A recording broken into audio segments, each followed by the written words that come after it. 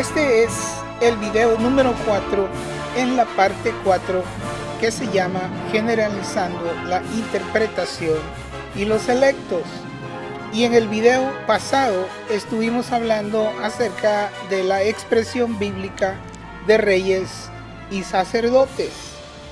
Y vimos que en el ejemplo de la iglesia de Tiatira encontramos básicamente dos grupos, si se puede decir así: los vencedores y los hermanos que no van a ser vencedores, que por así decirlo lo denominamos como hermanos regulares.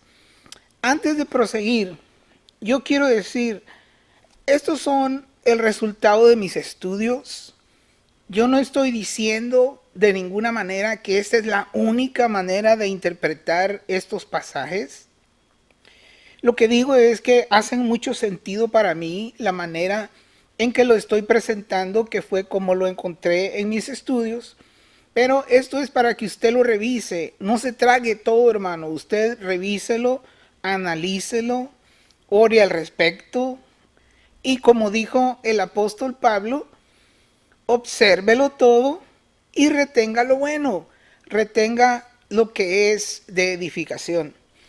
Así que continúo entonces con lo que estuvimos estudiando desde el video pasado, y decía de que encontramos prácticamente dos grupos que son vencedores y hermanos. En la Biblia se deja ver en algunos otros pasajes de la Biblia, por así decirlo, como dos grupos generales dentro del cuerpo de Cristo, pero a la vez también se deja ver como tres niveles, y eso ya lo vimos anteriormente en videos pasados acerca de los tres niveles, pero voy a mencionar los dos y dar un par de pasajes ahorita. Por ejemplo, en cuanto a que la escritura ve como dos grupos generales, podemos ver eso en la descripción del sello 5, cuando Juan dice que él vio las almas de los que habían sido muertos por causa del Señor, por el testimonio que llevaban y por la palabra de Dios,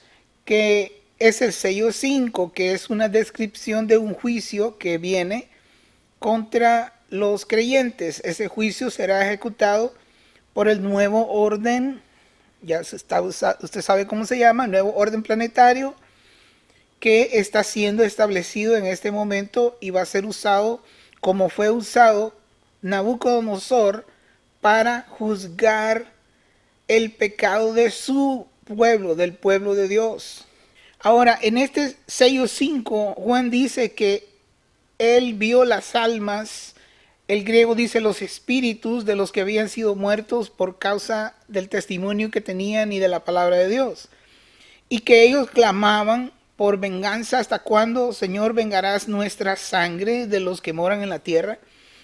Y que se les dijo a ellos, se les dijo que esperaran por un poco de tiempo, pero la manera en que se expresa la palabra que vino a ellos dice que esperaran un poco de tiempo hasta que se completara el número de, preste atención, oiga bien, hasta que se completara el número de sus consiervos y de sus hermanos que habían de ser muertos como ellos. Así que en esa expresión bíblica encontramos lo que le estoy diciendo, que es como una proyección donde se ven dos grupos en el cuerpo de Cristo. Pero también hay otra connotación en las escrituras, en donde Jesús mismo en sus parábolas hace ver como que hay tres grupos, tres niveles, si se puede decir así. En Marcos 4:20 menciona que aquellos que dieron fruto, que oyeron la palabra y que creyeron la palabra, recibieron la palabra, que ellos son la buena tierra, y que esa semilla que cayó en buena tierra produjo fruto a 30, a 60 y a 100. Esto lo estudiamos en videos pasados. Creo que desde la parte 1 estudiamos acerca de esto en los niveles de revelación. Ahora, vemos ahí entonces que hay personas que tienen un diferente nivel. Así que esto lo uso yo como un ejemplo. Usted no se sienta mal, hermano, si alguien trata de hacerlo sentirse mal porque usted tal vez no es un lector tan profundo de la Biblia y cosas como esas, y otro hermano sí lo es. Recuerde esto que le estoy compartiendo aquí. Usted lea a su ritmo, usted tiene su propia relación con el Señor. Usted lea conforme a lo que va entendiendo que el Señor va haciendo en su vida y procure de que sea una costumbre en su vida. Pero no se sienta mal si no estudia, tal vez como yo. Esa es mi vida, yo me encanta, me dedico a esto, tengo un don de Dios para eso. Y no toda la gente va a tener esto, yo estoy entendido de eso. Así que cada quien a su nivel, usted nomás asegure su relación con el Señor y procure lo más que usted pueda hacer sus lecturas de la Biblia. Ahora, quiero que miremos en 1 Corintios 15, del 40 al 43, aparece un pasaje que nos ayuda a saber a nosotros que no todos vamos a ser iguales, que la gloria con la cual seremos resucitados será diferente, no será lo mismo. Y voy a leer en 1 Corintios capítulo 15 y voy a leer desde el verso 40 al 43. 1 Corintios 15:40 en adelante en Reina de Valera 1960. Y hay cuerpos celestiales y cuerpos terrenales, pero una es la gloria de los celestiales y otra la de los terrenales. Escuche cuidadosamente la descripción del verso 41, hermano. Una es la gloria del sol, otra la gloria de la luna y otra la gloria de las estrellas, pues una estrella es diferente a otra en gloria. Así que aquí encontramos que la descripción de los cuerpos celestiales, si se puede decir así, los cuerpos del cielo, y que en este caso está dando como ejemplo el sol, la luna y las estrellas.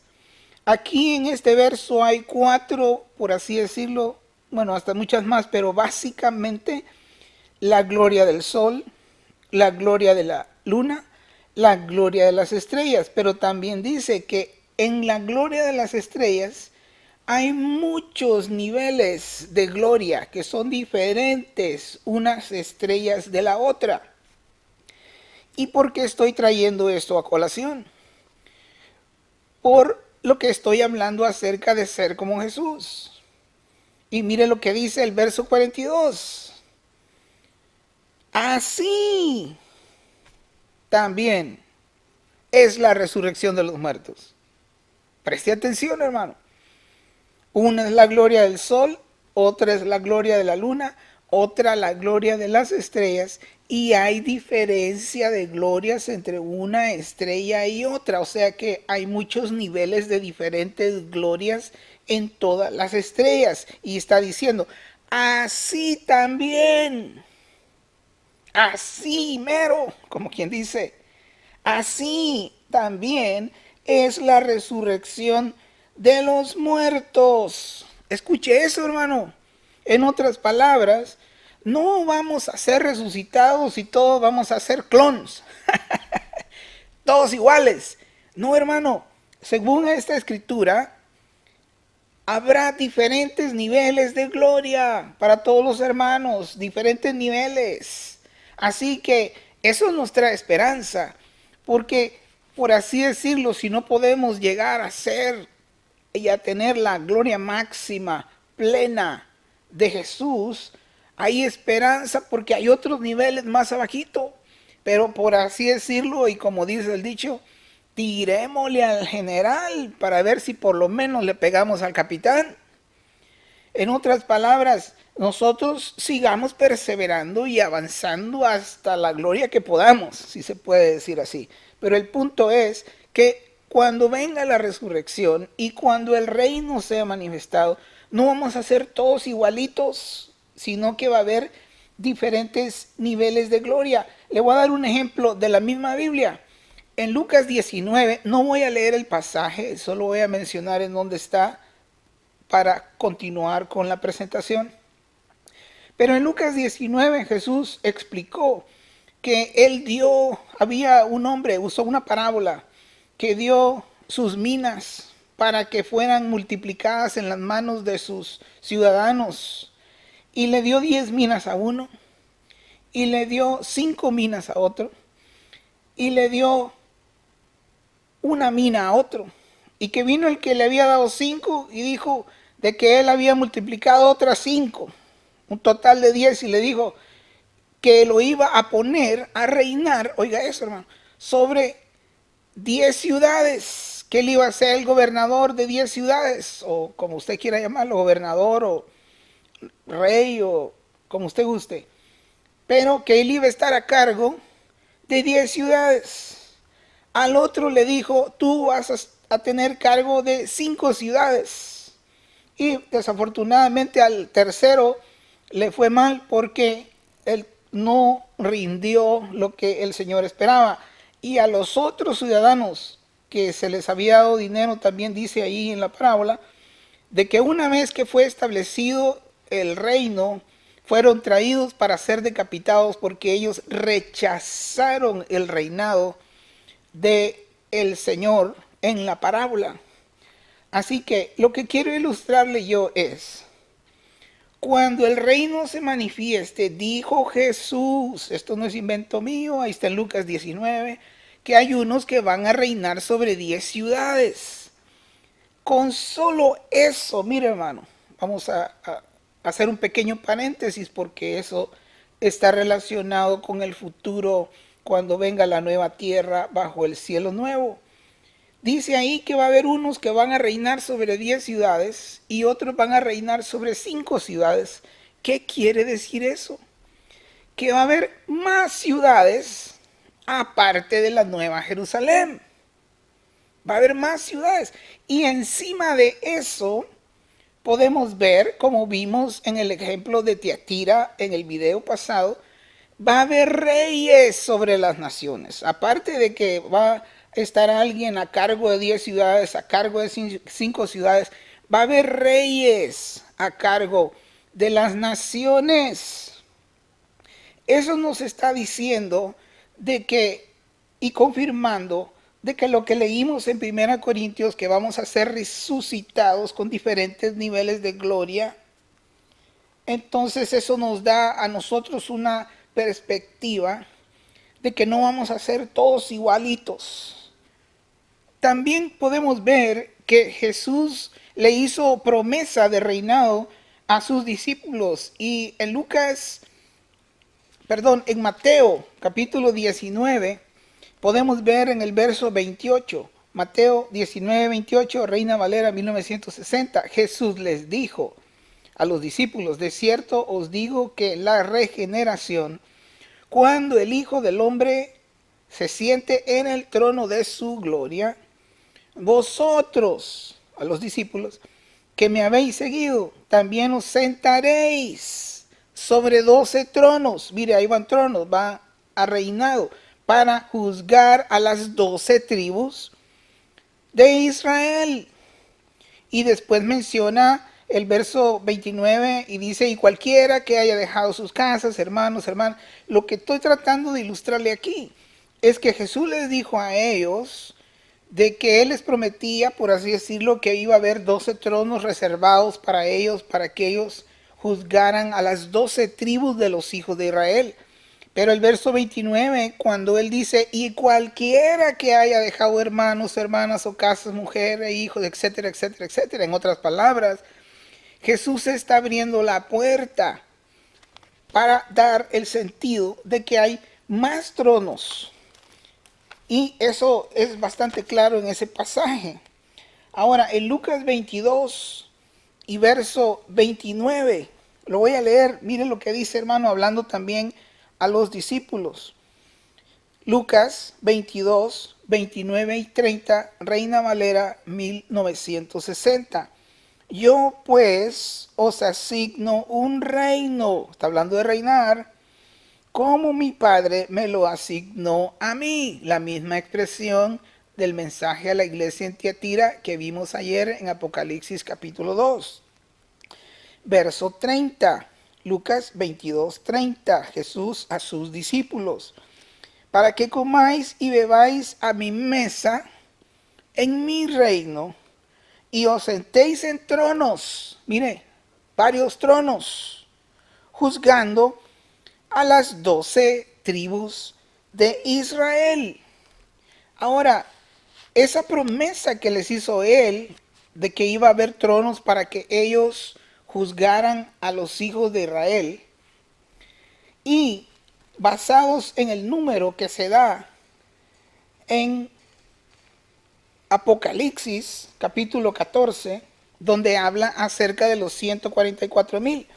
Por así decirlo, mi conjetura, cuando digo mi conjetura quiere decir, esto no necesariamente es así, pero lo estoy presentando como una posibilidad interpretativa. Hay que estudiarlo, hay que revisarlo, pero en Apocalipsis 14 se habla de 144,000. En estos pasajes que vimos, en Mateo y en Lucas, Jesús le prometió a sus discípulos 12 tronos reservados para ellos. Eso nos dejaría con 143,988 otros tronos vacantes solo para los hijos de Israel, solo para juzgar en en la nación de Israel, con todas sus divisiones, con todas las tribus, con todas las ciudades. ¿Se acuerdan que el Señor dijo que iba a haber siervos que iban a estar a cargo de 10 ciudades y otros siervos a cargo de 5 ciudades, etcétera, etcétera? Lo que le estoy tratando de decir es que si para juzgar a la nación de los hijos de Israel en Apocalipsis 14 vemos que se necesita 144,000 de los hijos de Israel, puede usted empezar a pensar cuántos se necesitarán para todas las demás naciones y todos los demás países. Se va a ocupar siervos que se encarguen de 10 ciudades. Se van a ocupar siervos que estén a cargo de 5 ciudades. Se va a ocupar reyes para que ocupen las posiciones de las naciones. Y esto que no le estoy hablando todavía de aquellos que lograrán entrar a los lugares celestiales y que tendrán la prerrogativa de gobernar desde los cielos. Eso no es nada exagerado ni raro, hermano. Está ahí en Apocalipsis capítulos 4 y 5. Vemos 24 tronos de 24 ancianos. Y estos 24 ancianos dicen que fueron redimidos de entre los hijos de los hombres en la tierra. Vamos a hablar acerca de eso más adelante. Pero mi punto es, hermano, de que no todos los creyentes somos iguales. Y usted debe estar consciente de eso. No todos van a ser ministros, no todos van a ser... Todos ocupamos diferentes niveles y todos vamos a alcanzar a ser como Jesús a diferentes niveles. Y los que no alcancen ser como Jesús a diferentes niveles tienen una salvación segura, porque la sangre de Yeshua es poderosa para preservarlos y guardarlos y resucitarlos como Él prometió, para ponerlos en la tierra nueva, bajo el cielo nuevo. Así que podemos ver nosotros este panorama. Esto nos ayuda a nosotros a ampliar nuestra idea. No todos los creyentes somos iguales. Una persona puede ser llamado a ser como Jesús sin ser pastor. No tiene que ser un ministro con un certificado de un seminario o de un instituto bíblico. Puede ser un hermano que Dios le ha dado un llamado particular para eso. No tiene que ser ministro. Mire, yo no soy nada, hermano. Yo soy un hermano que estudia su Biblia en la casa y que el Señor me ha dado entendimiento. Entonces usted puede ser y procurar la imagen del Señor en su casa, en donde usted está, en algún país, por más remoto que sea el lugar. Usted allí puede aprender a oír la voz del Padre, puede escudriñar las Escrituras, puede ser edificado, puede ser transformado a la imagen y la semejanza de Yeshua. el Hijo del Altísimo, quien es Rey de Reyes y Señor de Señores. Ahora, quiero hacer lo que en inglés le dicen reality check. Eso quiere decir que es como revisar la realidad de lo que le estoy diciendo, para que veamos que en la Biblia se establecen diferencias entre básicamente dos grupos generales de los hermanos. Por ejemplo, el hecho de que nosotros seamos santificados, oiga bien, el hecho de que seamos santificados en la sangre de Jesús no es lo mismo que ser santos en toda vuestra manera de vivir. Dice 1 Pedro 1:15, mire, aquí mismo en Reina Valera, dice, pero así como aquel que os llamó es santo, sed vosotros santos en toda vuestra manera de vivir. Voy a repetir, el hecho de que un hermano sea santificado, que está cubierto por la sangre de Jesús, eso no lo hace un santo. Santo es aquel que practica santidad. Una persona puede ser justificado, pero no es santo en toda su manera de vivir. Así que ahí vemos, por así decirlo, dos grupos en las congregaciones. Ser justificados, primero vimos santificados, ahora justificados en la sangre de Jesús, no es lo mismo que ser justos. Lo voy a repetir porque quizás no estamos acostumbrados. El ser justificados en la sangre de Jesús no es lo mismo que ser justos. Miren lo que dice Primera de Juan 3:7, dice, niñitos, no dejéis que nadie os engañe. El que practica la justicia es justo, así como él es justo. Entonces, aunque un hermano sea justificado, si no practica la justicia, la realidad de su vida es que no es un justo, es un justificado, pero no es un justo si no practica la justicia. El haber sido perdonados de pecado no es lo mismo que vencer el pecado en nuestras vidas.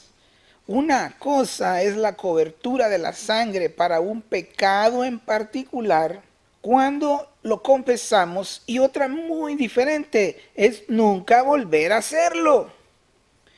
Mire, en Romanos 6:12 dice, por tanto no permitan que reine el pecado en sus cuerpos mortales, para que lo obedezcan en sus deseos. Hay que impedírselo, no hay que permitirle. Por tanto, no permitan que reine el pecado en sus cuerpos mortales, para que lo obedezcan en sus deseos.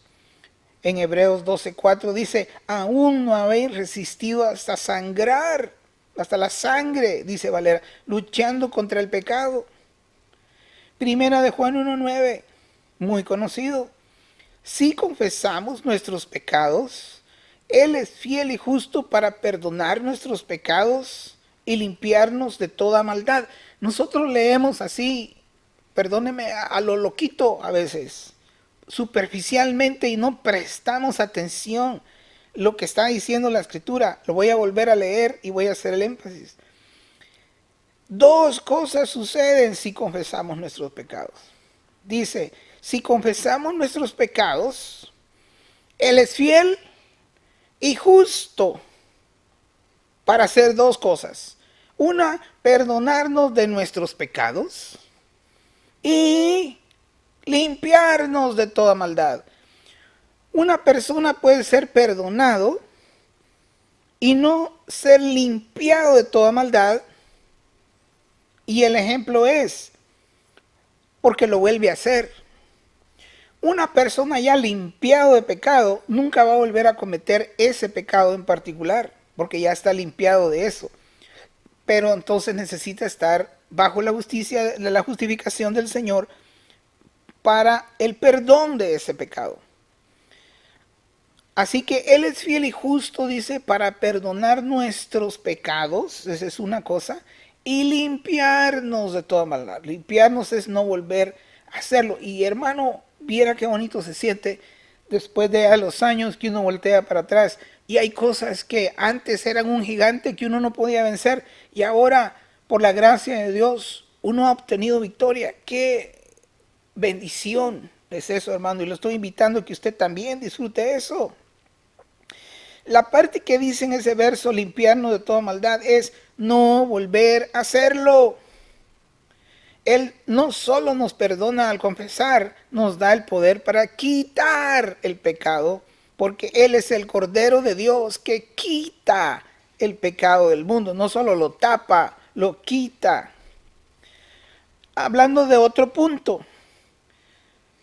Y esos puntos, recuerde, lo que estamos haciendo con estos versos es tratando de ver que hay una diferencia entre los hermanos.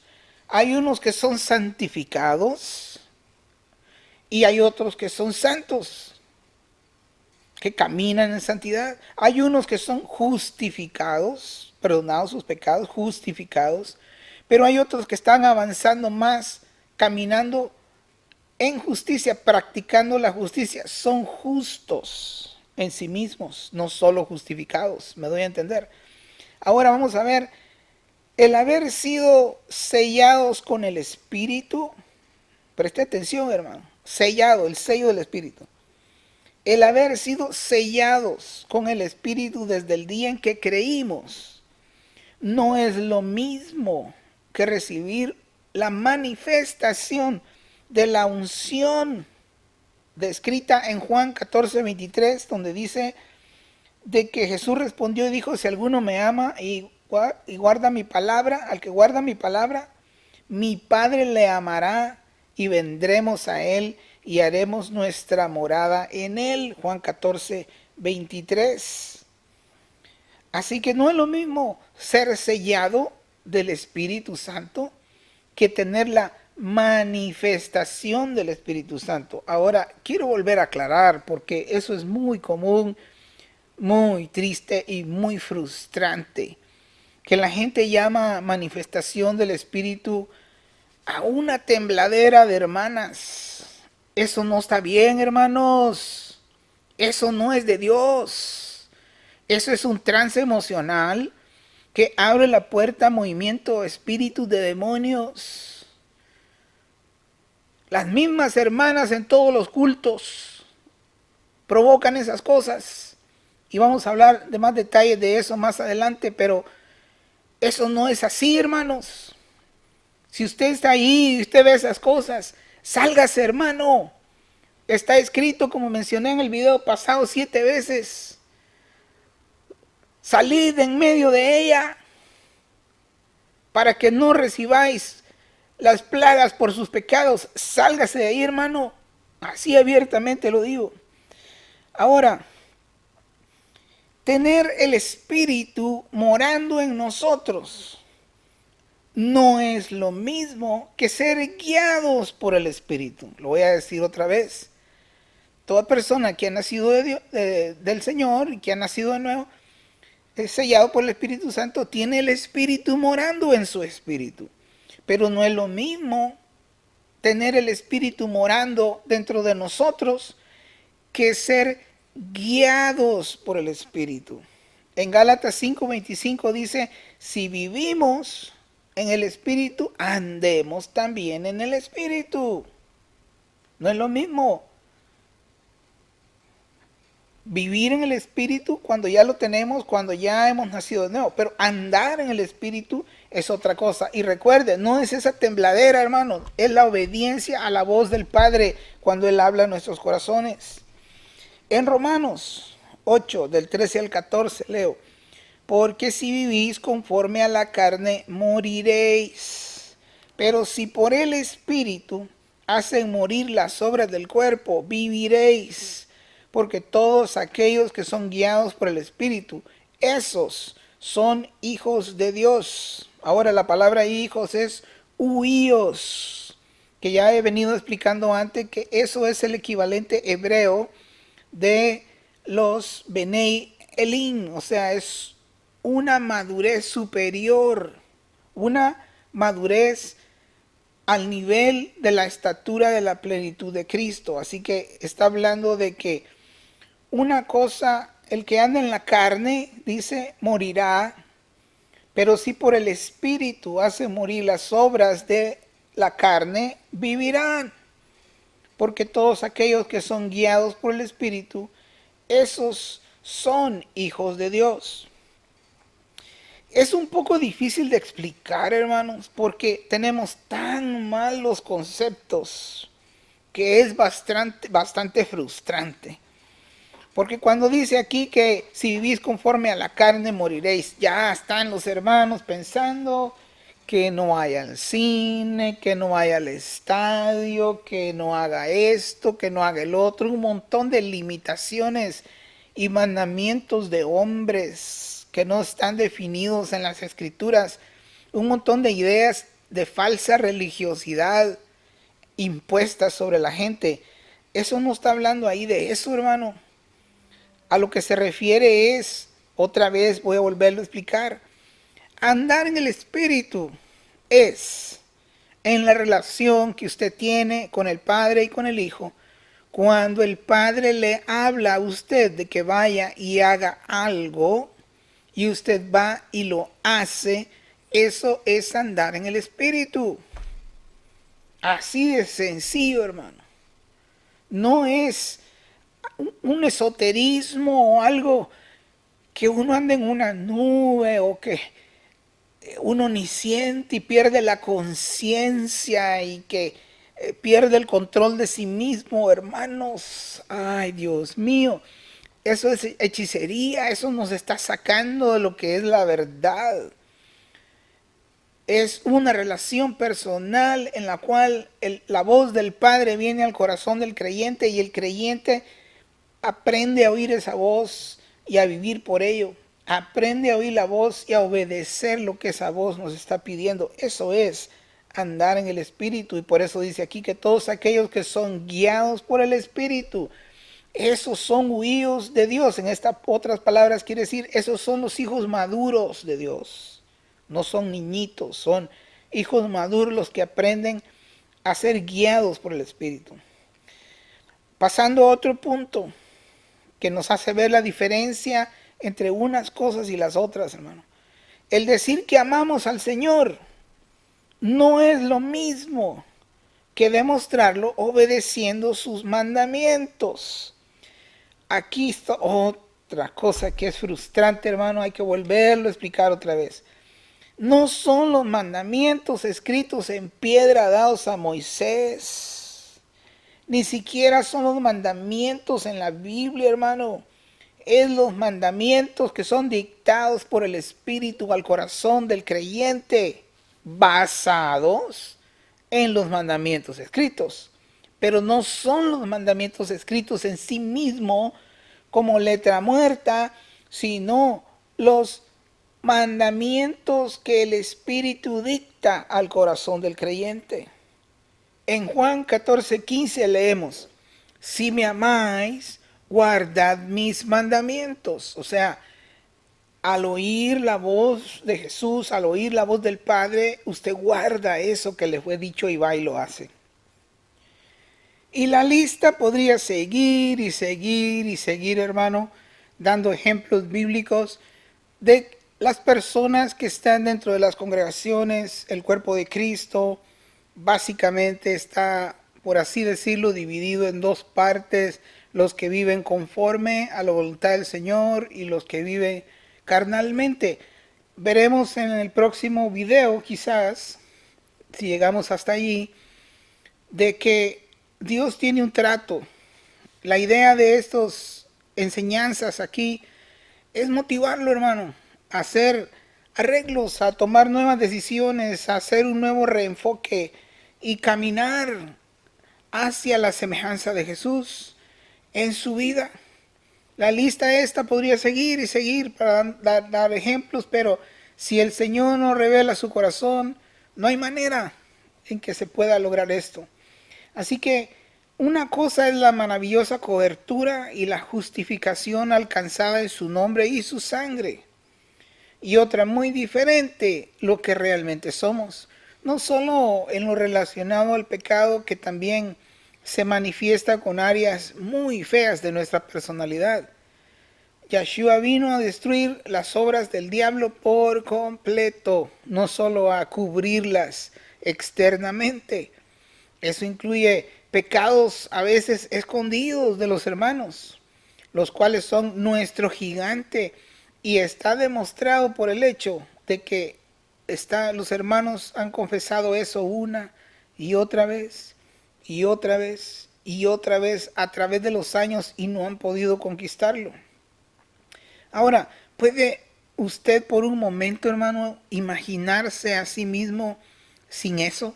Cualquiera que sea su gigante, cualquiera que sea su debilidad, aquello que lo ha traído dominado por años. ¿Podría usted imaginar por un momento vivir sin eso? ¡Qué glorioso sería! Esa es mi invitación, hermano. ¡Qué gloria sería eso! ¿De verdad quiere usted ser un vencedor? Yo le animo. Jesús dijo: de los valientes es el reino de los cielos. Ellos van a arrebatar el reino. ¿Por qué? Porque en vez de estar chillando ahí sentado en una piedra al lado del camino, en vez de eso, no, hay que levantarse, hermano. Le animo a seguir adelante. Hay esperanza, como el versículo que leímos en Colosenses 1:27. Es Cristo en vosotros la esperanza de gloria. Jesús está en usted.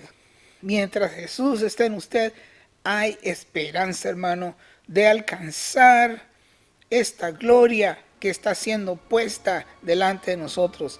Esta gran salvación, que no solo es ser librados de condenación eterna, sino que alcanza mucho más allá de lo que la imaginación y la mente del hombre pudieran captar. Hasta aquí voy a dejar este video en esta ocasión y continuaremos con la parte 4 en el siguiente video. Que la paz de nuestro Señor Yeshua sea en su mente y en su corazón desde ahora y para siempre.